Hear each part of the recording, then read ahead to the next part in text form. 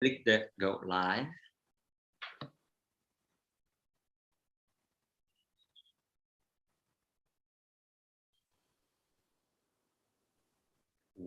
Welcome. We are Visionaries Unlimited.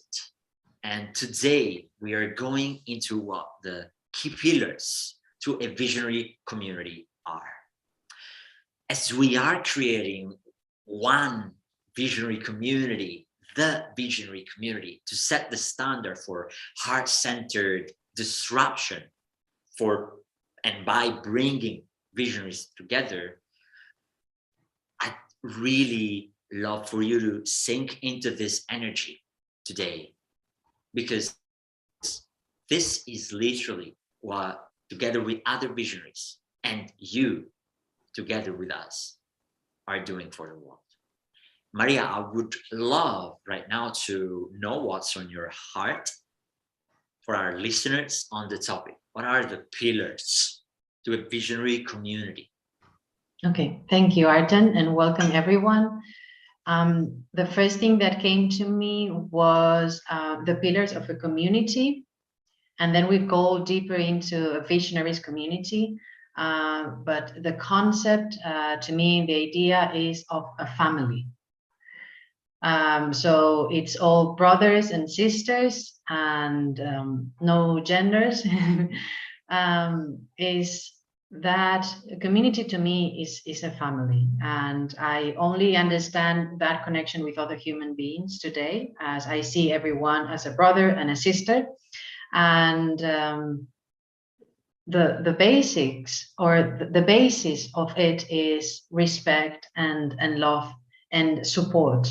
So these elements need to be the foundation of any community, of any gathering, and it is definitely what we're bringing together in our Visionaries community.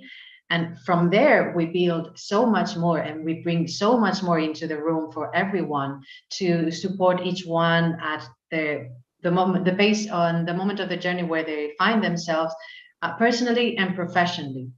But the basis of everything is just is love, not just is love, and from there, what can we not do? And now, Ayrton, if you want to dig deeper into the Visionaries community, the pillars for you, please. Absolutely. So let me take it from where you took it at the beginning, Maria, because that was fundamental. Like, okay, community at first, and of course, visionary community. It is a quality to the kind of community that we're talking about in particular. But what we share as in terms of pillars really is quite relevant to any kind of community. And to have a visionary, you need to bring maybe a couple or some more elements to it. But starting from community, to me, what's needed is a collaborative mindset. And you gave the master word, in a way, love. And if anyone believes that love is not needed in a community, I would love knowing that in the comments, because I would love to have an interaction around this aspect. So love as a master pillar, as the ground to the pillars, right? It is the connector. Yes, I mean, it's every pillar should stand on love. And then there's this collaboration. So the fact, more in a concrete term, to come together, to work together, to make it happen together, and not just making it happen in a way, what is in it for me, what is in the community for me, but a compassionate collaboration. A compassionate collaboration, therefore, a collaboration that starts from the giving, a collaboration that starts from the thinking. How can I make sure that the ones I'm surrounded by in the community grow And as they grow, and most desirably, they have the same mindset, approach, heart set, you basically ensure them to grow so that their growth will just lift you up. And this is, for me, community is one thing, and compassionate collaboration is the same thing. I, in the past, created a community, was called Compassionate Collaboration, and it is dormant because it evolved into Visionaries community, the one that we're creating together, and that I wish everyone to join if they truly want to set that higher standard for heart-centered disruption and change and impact. And it became a value itself, a pillar, to have people beautifully, harmoniously, intentionally come together and make sure that we all thrive. Yes. So it's not about competition at all, a community. It is all about collaboration and compassionate collaboration. So equality to this pillar. It needs to be compassionate. What can I make sure these people get from me, so that by getting it, they'll grow, and by growing, they'll lift me higher, and they think the same. So imagine the compound effect of this pillar. What's another one, Maria? What's another one for you? Yeah, now that you mentioned in connection to this, and also going back to our previous video, yeah, there is in the collaboration, in the pure term of it, there shouldn't be competition. But there is no competition when one feels kind of whole, fulfilled. That is a natural state of the human being. When one feels one is whole, the natural state is to give others that which you will feel so abundant in, and which again is so related to the vision, because you're going to be very abundant in a way of giving and in a way of expressing yourself. That's what you are most gifted at, and that's what others are needing from you. So the collaboration is so much connected with creation, with your vision, the way that energy and consciousness wants to express itself through you and create something that others are consciously or unconsciously waiting for it, for your creations. Even your creations may not even have a physical form. It can just be expressing words, expressing your experiential knowledge, whatever it is. The creation can have physical and non-physical form. But in Visionary especially, we're maybe more focused on the physical form of things. And in the community, we want to support each and every of its members to shine so that everyone can see them, and to be open to move forward to help others proactively, or to be open to receive others who are just going to knock on the door and say, I would love your expertise and I would love your help in this way or that other way. So that energy is flowing constantly between us, and out of actions of love, we are helping each other, which is the essence of a collaboration. Is that what it's all about? And what wonderful creations can come out of that? What wonderful world we can create out of pure creation that comes from the heart, instead of a competition that is more coming from a mind that is in lack and that is wanting to have for oneself. The highest expression of the human being, and where we thrive the most, is when we are exchanging with each other, giving and receiving in a harmonious way. Yes, absolutely. I want to pick on one specific word that I heard in this beautiful explanation of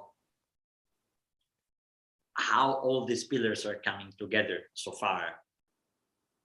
Abundance is one word that I heard, and this word in particular, I'd like to give it back to you who are listening, and to us right now sharing, abundance of humans, human abundance comes to me as an adjective also to this abundance, which is a concept which is really spoken loud lately by humans, and this abundance really needs to be your guiding point when you think of the people you have around. We are abundant in resources beyond imagination, beyond what we think, unlimitedly.